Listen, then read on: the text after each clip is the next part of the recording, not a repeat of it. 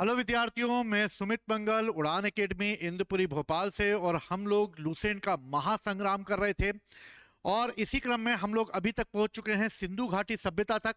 और पिछली क्लास में मैंने आपको सिंधु घाटी सभ्यता के बारे में इंफॉर्मेशन दी थी कि आखिर इसकी खोज कैसे की गई, कैसे सिंधु घाटी सभ्यता अस्तित्व में आई और किस तरह भारत की सभ्यता जो वैदिक सभ्यता से प्रारंभ मानी जाती थी वो अब लाखों लोगों के समय में इस तरीके से प्रेजेंट की गई कि अब यह सभ्यता हजारों वर्ष पुरानी हो गई। और इस तरह वैदिक सभ्यता से प्रारंभ होने वाली हमारी आर्य सभ्यता अब सिंधु घाटी सभ्यता से प्रारंभ मानी गई।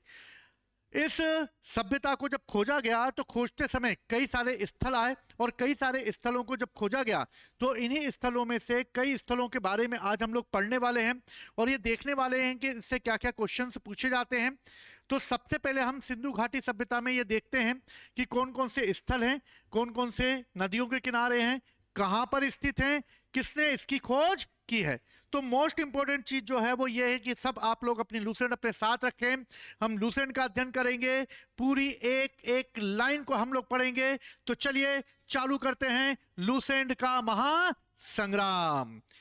देखिए, सबसे पहले अगर मैं हड़प्पा सभ्यता की बात करूं तो हड़प्पा सभ्यता का पहला जो नगर है उस नगर की अगर बात की जाए तो पहला खोजा गया नगर हड़प्पा था। यानी हड़प्पा सभ्यता का नाम पहले खोजे गए नगर के नाम पर ही हड़प्पा रखा गया। इसलिए याद रखना भैया, पहला खोजा गया नगर कौन सा है? हड़प्पा है। किस नदी के किनारे खोजा गया भैया? हो रावी नदी। तो याद रखना भैया, रावी नदी के किनारे खोजा गया है।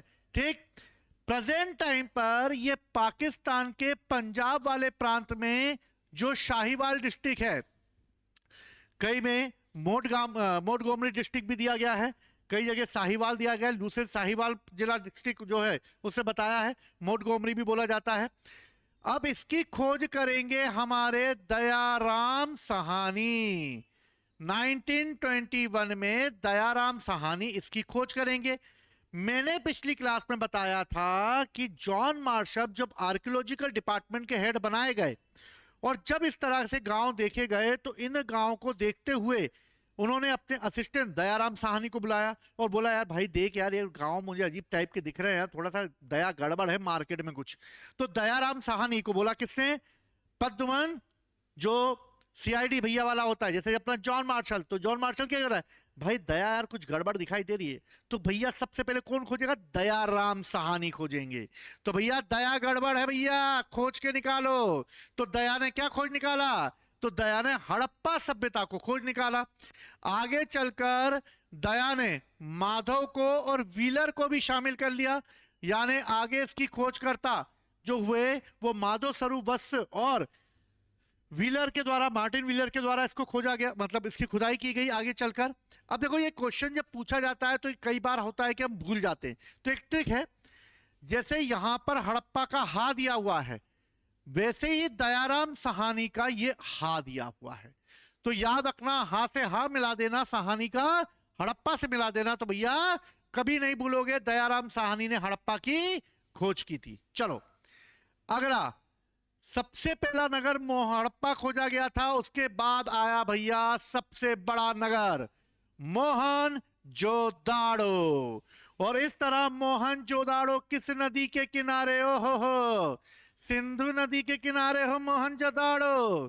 तो बेटा सिंधु नदी ही डूब लेगी तुम लोगों को और सिंधु नदी ही के पानी में डूबेगा मोहनजोदाड़ो। ये भी पाकिस्तान में स्थित है भैया, पाकिस्तान में दे दिए भैया। सिंधु घाटी सभ्यता पाकिस्तान में, दोनों स्थल पाकिस्तान में हैं और पाकिस्तान के सिंध प्रांत के लरकाना डिस्ट्रिक्ट में हैं। इसकी खोज करेंगे राखल दास बनर्जी। कौन करेंगे भैया इसकी खोज? राखल दास बनर्जी करेंगे। और राखल दास बनर्जी इसकी खोज 1922 में करेंगे। बैक टू बैक 6 मरेगा। यानी सिंधु घाटी सभ्यता में पहला 1921 में हड़प्पा, 1922 में मोहनजोदाड़ो, बैक टू बैक 6 मार देंगे भैया। और आगे चलकर मैके को ले आएंगे मेरे कौन? राखल दास बनर्जी। और व्हीलर हर समय अपना व्हील चेयर लेकर पहुंच जाते हैं हर जगह वो अपनी। ठीक है, तो भैया याद रखना मोहनजोदाड़ो की खोज सिंधु नदी के तट पर पाकिस्तान के लरकाना डिस्ट्रिक्ट में राखलदास बनर्जी ने की थी। आगे चलकर मेके और व्हीलर भी इससे जुड़ जाएंगे। ठीक है, चलो अगला आते हैं। अगला है चानूदड़ो। चानूदड़ो भी सिंधु नदी के तट पर है। यह भी सिंध प्रांत के नवाबशाह डिस्ट्रिक्ट में स्थित है। इसकी खोज चानूदड़ो की भैया करेंगे मेके महोदय। ठीक है, तो भैया छोड़ दो, भैया मेरे को चानूदड़ो छोड़ दो कि मैं मायके चली जाऊंगी। छोड़ दो मुझे चानूदड़ो, छोड़ दो मुझे, तो मैं मायके चली जाऊंगी। तो भैया चानूदड़ो को किसने बोला, किसने खोजा, मेके ने खोजा। ठीक, चलो आगे कालीबंगा। कालीबंगा भैया मेरे हाथों में है काले रंग की चूड़ियां, पहना दे मुझे काली काले रंग की चूड़ियां। तो भैया राजस्थान में होगा कालीबंगा, याद रखना, मोस्ट इंपोर्टेंट है, राजस्थान के हनुमानगढ़ डिस्ट्रिक्ट में है। और भैया कौन पिनाएगा इनको काले रंग की चूड़ियां, तो अमिताभ बच्चन नहीं पिनाएगा भैया, अमलानंद पिनाएंगे इनको। तो अमलानंद घोष करेंगे। आगे लाल रंग की चूड़ियां भी पिनाई जाएगी, थापड़ मार देगी अगर लाल रंग की चूड़ी पिनाई तो उसको। हमें काले रंग की चूड़ी पहननी है भैया, तो काले रंग की चूड़ियां यानी कालीबंगा की खोज जो करेंगे वो भैया काले काले रंग की चूड़ियां, क्योंकि कालीबंगा का अर्थ काले रंग की चूड़ियां होता है। इसलिए कालीबंगा जो है वो घग्गर नदी के किनारे, क्योंकि काले रंग की चूड़ियां हैं, बजेंगी घर घर घर करके, घर घर घर घर घर घर घर घर, तो काले रंग की चूड़ियां घर घर घर करके बजेंगी। तो भैया काले रंग की चूड़ियां घग्गर नदी के किनारे अमलानंद घोष करेंगे। कौन करेंगे घोष? बाद में लाल साहब भी आएंगे, बोले लाल रंग की पहनोगे, थप्पड़ मार दूंगे और लाल कलर की पहनाई तो मेरे को, ठीक है ना। तो बी लाल ने जैसे लाल करेंगे थप्पड़ मार देंगे, थापर। ठीक, याद रखना इसको भैया। चलो कोड दीजी। भैया सिंधु नदी में पानी बहुत ज्यादा होता है यार, इसलिए भैया कोट पहन के जाना पड़ेगा, विंग सीटर पहन के जाना पड़ेगा भैया। सिंध प्रांत में है ये भी पाकिस्तान के। और भैया कोट दीजिए, तो भैया हमारे फजल अहमद जी जो हैं वो कोट पहन कर आएंगे। तो कोट जी की खोज किसने करी? फजल अहमद ने करी। अगला है रंगपुर। ठीक है, रंगपुर। तो रंगपुर जो है वो मादर यानी के मादर नदी के किनारे है, गुजरात के काठियावाड़ में। काठियावाड़ याद रखना किसको कहते हैं, तो गुजरात के ऊपर वाले एरिया को हम कच्छ कहते हैं और नीचे वाले एरिया को हम काठियावाड़ कहते हैं। ठीक है, तो गुजरात के काठियावाड़ में स्थित है रंगपुर। और रंगपुर जो है रंगपुर की है तो भैया रंग ही रंगा जाएगा। तो भैया रंगनाथ करेंगे, तो रंगपुर की रंगनाथ करेंगे। फजल अहमद कोट दी, कोट पहनेंगे। अमलानंद पहना दू काले रंग की चूड़ियां घग्गर नदी के किनारे। चलो भैया रोपड़। रोपड़ सतलज नदी के किनारे पड़ पड़ जाएंगे भैया। अगर बेटा यज्ञ नहीं हुआ तो मैं पड़ जाऊंगा। तो भैया यज्ञ कराओ और यज्ञ में आहुति देना पड़ेगी, और जैसी आहुति देंगे तो पट पट पट की आवाज आएगी।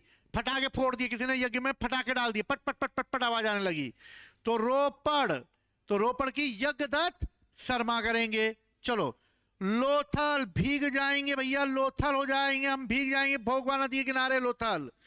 गुजरात के अहमदाबाद जिले में स्थित है लोथल भैया, भीग जाएंगे हम लोथल। और लोथल जो है वहां भीग जाएंगे तो रंगपुर की खोज भी रंगनाथ, और लोथल में हम भीग जाएंगे तो रंग उठाएंगे भोगवा नदी से और लगा देंगे भैया। तो लोथल जो है वो इंडस सिविलाइजेशन में एक ऐसा पोर्ट था जो कि एक बंदरगाह है। लोथल हड़प्पा सभ्यता का एक क्या है? बंदरगाह है, याद रखना भैया।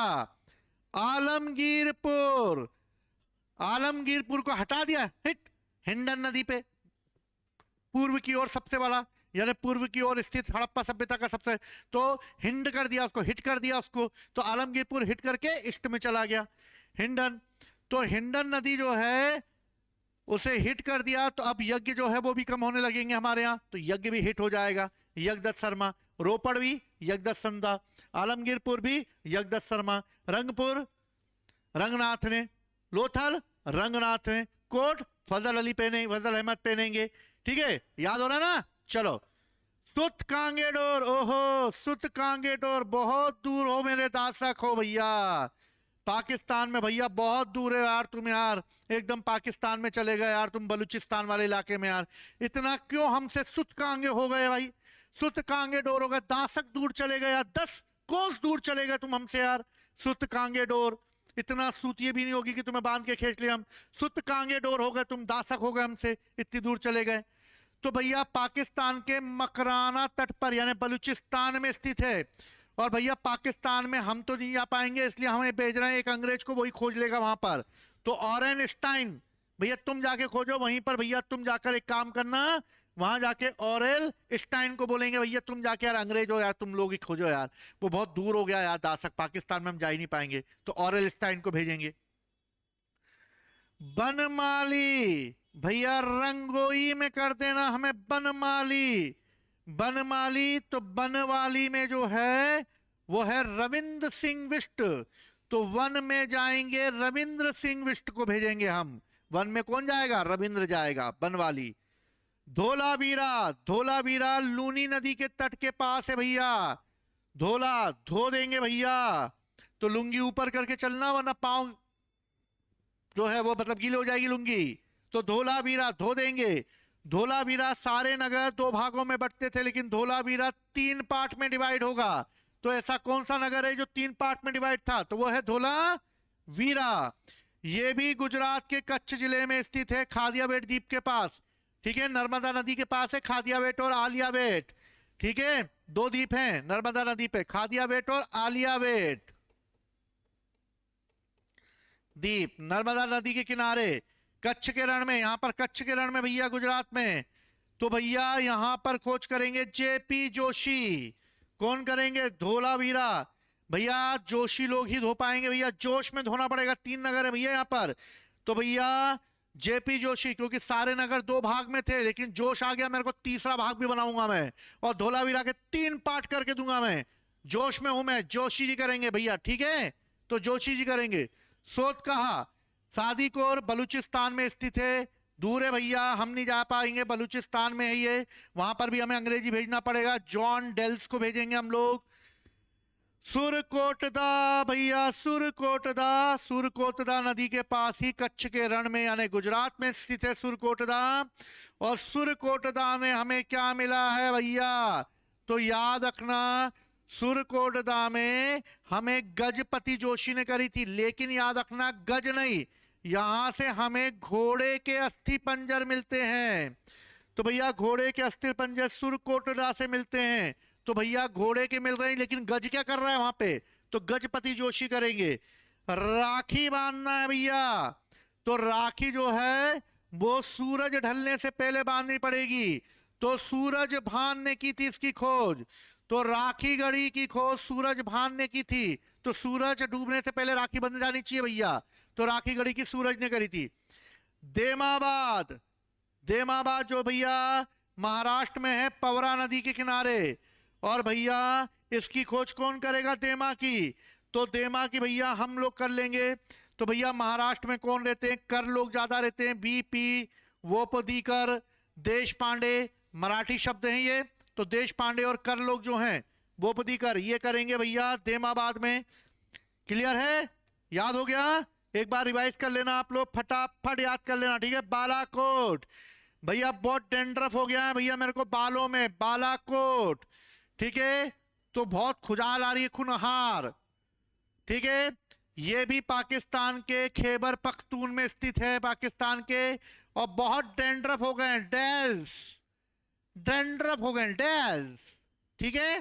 चलो मांडा, मांडा जो है वो चिनाब नदी पर है जम्मू कश्मीर में, मांडा की भी खोज जेपी जोशी के द्वारा की जाएगी भैया, जेपी दत्ता ने कश्मीर में बनाई थी ना बॉर्डर, तो भैया जेपी बनाएंगे हमारी बॉर्डर, मांडा में बनाएंगे जेपी बॉर्डर, ठीक है, चिनाब नदी पर। रोजदी, रोजदी भैया, रोजदी, तो रोजदी जो है वहां पर लंबे समय तक खुदाई चली। और मिताथल, ठीक है, ये हरियाणा में है, तो भैया राखी गढ़ी की भी सूरज भान ने करी थी। और मिथाथल, तो थाली सजा के लाएंगे हम भैया, राखी आ गई है, थाली सजा के लो, तो सूरज भान करेंगे इसकी खोज। कहां पर होगा भैया? मिथाथल जो होगी वो कहां होगी? तो वो हरियाणा में है, और राखी गढ़ी भी हरियाणा में है। भारत में अगर देखा जाए सबसे बड़ा नगर कौन सा है, तो ऑल ओवर देखा जाए हड़प्पा सभ्यता का सबसे बड़ा नगर मोहनजोदाड़ो है। और भारत की अगर बात की जाए तो भारत का सबसे बड़ा नगर, भाई सूरज भान ने खोज निकाला था, तो राखीगढ़ी है भैया हमारा सबसे बड़ा नगर। चलो आगे बढ़ते हैं भैया। सेंधव सभ्यता के लोग यातायात के लिए 2 पहिया और 4 पहिया साइकिल लाएंगे, ठीक, मोटरसाइकिल पे घुमाएंगे। तो 2 पहिया और 4 पहिया वाली बैलगाड़ी और भैंसा गाड़ी का भी प्रयोग करते थे। पहियों का प्रयोग सबसे पहले सुमेरियन लोगों ने किया था, लेकिन यहां के लोग भी, सेंधव सभ्यता के लोग पहिए का प्रयोग करके उसमें जानवर बांध के एक जगह से दूसरी जगह जाया करते थे। मेसोपोटामिया के लोगों के साथ ये व्यापार किया करते थे। और मेसोपोटामिया के अभिलेखों में हमें मिलता है कि यहां पर कई जगह के लोग जो हैं वो अपने लंगर डाला करते थे, जिसमें दिलमान, बहरीन और मेलुहा के लोग भी डाला करते थे। तो मेलुहा को मेसोपोटामिया के लोगों ने जो शब्द प्रयोग किया है, मेलुहा कोई और नहीं बल्कि मेसोपोटामिया के लोगों ने सिंधु घाटी सभ्यता के लोगों को ही मेलुहा कहा है। तो याद रखना, मेलुहा कोई नहीं, सिंधु घाटी सभ्यता के लोगों का ही नाम है। क्लियर है? चलो भैया, हड़प्पा संस्कृति का शासन ये माना जाता है कौन चलाता होगा, कौन चलाता होगा, कौन चलाता होगा? तो भैया हमें पता ही नहीं चला कौन चलाता होगा, क्योंकि हम इसकी लिपि को पढ़ ही नहीं पाए हैं। तो कमेंट्स में मुझे बताना आप जरूर कि सिंधु घाटी सभ्यता को किस में रखा जाएगा, प्राग ऐतिहासिक काल, आद्र ऐतिहासिक काल या ऐतिहासिक काल। कमेंट बॉक्स में बनाओ और इनाम पाओ, ठीक। चलो, तो वणिक वर्ग के हाथों में था। पिग्गट ने हड़प्पा और मोहनजोदाड़ो को एक विस्तृत साम्राज्य की 2 राजधानी बताया भैया। पिग्गट ने एक बार एकदम साफ साफ बोल दिया भैया, पिग्गट भाई कि भैया मेरा मानना है भैया, मैं पी पा के आ गया हूं पिग्गट भाई। और पिग्गट ने बोला भाई मेरी बात मानो भैया, मैं सही बता रहा हूं, हड़प्पा सभ्यता के 2 नगर होंगे, एक नहीं होगा, एक होगा हड़प्पा और एक होगा मोहनजोदाड़ो। और मैं तो पिग्गट हूं भैया, मैं तो साफ साफ बोल रहा हूँ, और ये दोनों जुड़वा राजधानी है। दोनों पहले हड़प्पा रही होगी और बाद में हड़प्पा कमजोर पड़ी तो मोहनजोदाड़ो राजधानी बन गई होगी। तो भैया पिग्गट ने पीकर बोल दिया होगा भैया कि जुड़वा राजधानी थी ये दोनों, ठीक। याद रखना भैया, देखो हमें याद करने से मतलब है मैं किसी भी तरीके से याद करूं, टेंशन नहीं लेने का अपने को, ठीक है ना। चलो, सिंधु सभ्यता के लोग धरती की पूजा करते थे। ओहो भैया, धरती मां पुकारे।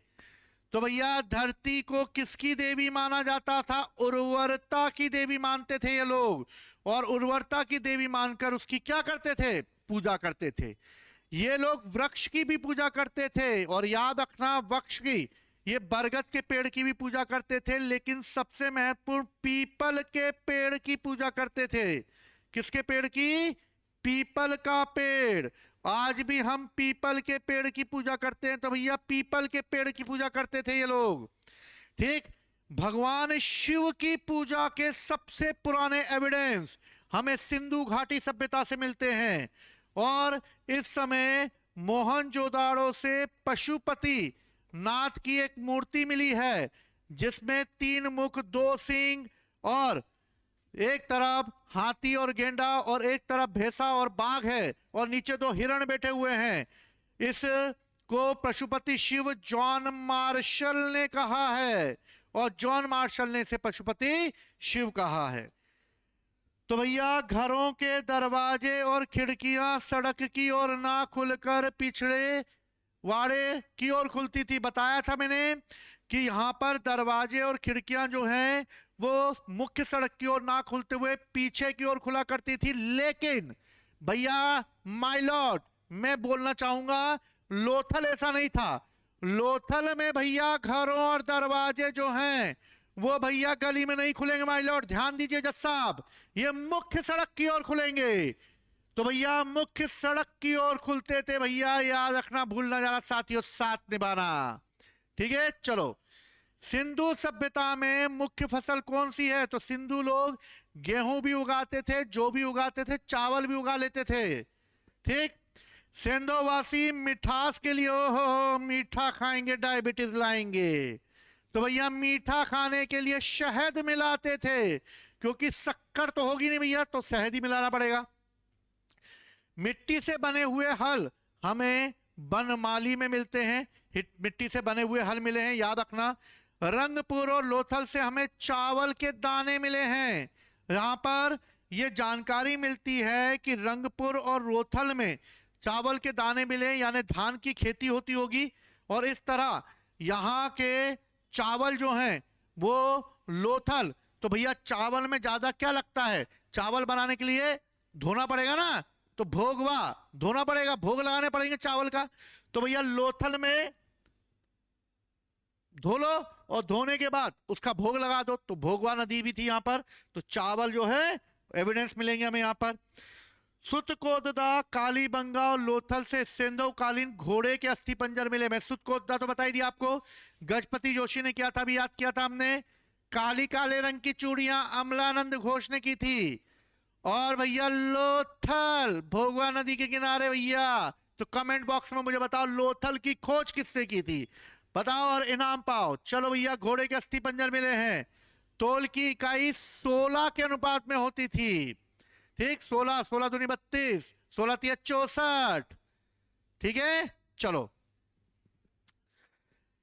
भैया, यहां पर हमें एक चिन्ह मिलते हैं, और चिन्ह मिला है स्वास्तिक का। किसका चिन्ह मिला है, स्वास्तिक का चिन्ह मिला है, यानी कि ये लोग स्वास्तिक के चिन्ह का प्रयोग करते थे। हड़प्पा सभ्यता की ही देन मानी जाती है स्वास्तिक, यहीं पर यह चिन्ह माया गया है। इस चिन्ह में सूर्य उपासना का अनुमान लगाया गया है कि सिंधु घाटी के नगरों में किसी भी मंदिर के अवशेष नहीं है। तो मोस्ट इंपोर्टेंट ध्यान देना भैया, सिंधु घाटी सभ्यता में मंदिर नहीं होते थे। जैसे जैसे मैं अंडरलाइन कर रहा हूं वैसे वैसे आप भी अंडरलाइन करते हुए चलना, ठीक है। लूसेंट पूरी याद करा दूंगा, गारंटी है मेरी, मार्केट में छा जाओगे तुम, ठीक है। जीएस पूरा याद कर लेंगे। तो भैया मंदिर के अवशेष मिले हैं, और मंदिर के अवशेष जो हैं याद रखना, मोस्ट इंपोर्टेंट, सिंधु घाटी के नगरों में किसी भी मंदिर के अवशेष नहीं मिले। मंदिरों के प्रमाण मुख्य रूप से अगर देखा जाए तो गुप्त काल में आके मंदिर मिलेंगे, लेकिन सिंधु सभ्यता के लोग मातृ देवी की उपासना करते थे। और इस तरह पहली बार हमें मातृ देवी के रूप में बताया गया है, क्योंकि हर चीज मां के गर्भ से उत्पन्न होती है, इसलिए मातृ देवी की पूजा। पशुओं में भैया कुबड़ वाला सांड सभ्यता के लोगों का विशेष पूजनीय होता था, लेकिन सबसे लोकप्रिय अगर कोई पशु था तो वो था एक सींग वाला, मतलब जानवर, यानी एक सींग वाला पशु था। स्त्रियों की मण मूर्तियां ज्यादा मिली हैं भैया, महिलाओं की मिट्टियों की मूर्ति बनाई गई होगी। पतियों को वैसे ही डरा डरा के रखती हैं पत्नियां, तो पत्नियों ने इतना डराया पतियों को कि बना मेरी मूर्ति। हड़प्पा सभ्यता की महिलाओं ने बना मेरी मूर्ति, तेरी मूर्ति नहीं, सबसे ज्यादा मेरी मूर्तियां बनेगी।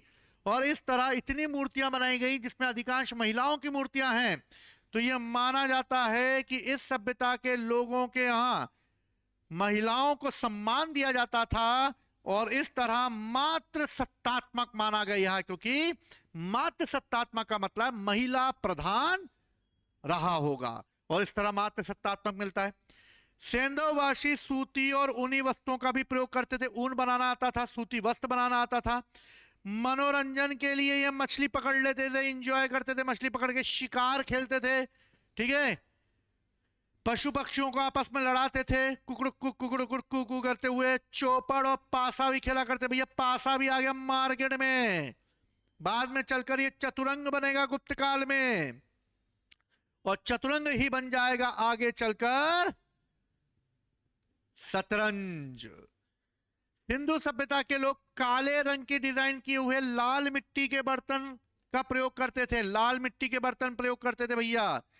ये लोग तलवार से परिचित नहीं थे, क्योंकि ये अहिंसावादी थे, हिंसा में इनको ज्यादा इंटरेस्ट नहीं था, मार कुटाई ये नहीं करते थे भैया, एकदम आदर सम्मान के साथ रहते थे।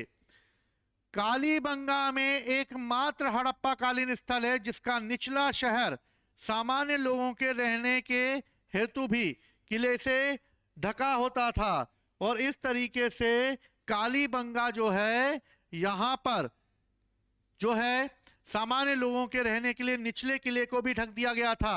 लेकिन एक और है चानूदड़ो। चानूदड़ो में किले को चारों तरफ से घेरा नहीं गया था और इस तरह निचला शहर भी यहां पर घिरा हुआ नहीं था, लेकिन कालीबंगा में निचला शहर भी घिरा हुआ था। अब पूछोगे भैया निचला शहर क्या होता है, ये लिख तो दिया इन्होंने निचला शहर, तो चलिए आइए इसकी भी जांच पड़ताल कर लेते हैं मार्केट में क्या बोल रहे हैं भैया। ये देखो, होता यह था कि नगर जो होते थे, नगर दो भागों में बटे होते थे। ये मान लो जमीन है, जमीन में ऊपर ये एक टीला होता था और इसी टीले के ऊपर एक नगर होता था और इस नगर को चारों तरफ से बाउंड्री वॉल कर दिया जाता था। ये उच्च नगर होता था। उच्च नगर मतलब कि सभ्य लोगों के रहने का। तो भैया उस समय भैया सभ्य लोग रहते होंगे, उच्च वर्ग के लोग रहते होंगे, जो कि टीले के ऊपर बनाए गए मकानों में रहते थे। नीचे जो रहते थे वो नीचे आम लोग रहा करते थे और इस तरह नगर को चारों तरफ से एक बाउंड्री वॉल से घेर दिया जाता था। ये आने जाने का रास्ता था और इस तरह रात के समय ये गेट बंद हो जाता था और इस तरीके से चारों तरफ से इसे बाउंड्री वॉल से घेर दिया जाता था। नगर को तो बाउंड्री से घेरा ही जाता था, निचले नगर को भी कभी कभी बाउंड्री से घेर दिया जाता था और इस तरह निचले नगर को भी बाउंड्री वॉल बना दिया जाता था। लेकिन हुआ ये कि कालीबंगा में निचले किले को भी किलेबंदी कर दी गई थी, लेकिन लोथल में ये किलेबंदी हमें देखने को नहीं मिलती। ठीक है, तो ये उच्च नगर होता था, ये निम्न नगर होता था। दूसरी महत्वपूर्ण बात, उच्च नगर और निम्न नगर की अगर हम बात करते हैं तो यहां सभ्य लोग और ये निचला नगर होता था, यहां पर आम पब्लिक रहा करती थी। ठीक, इस तरह यहां पर वर्ग व विभाजन जो होता था वो स्टेटस के अनुसार होता था।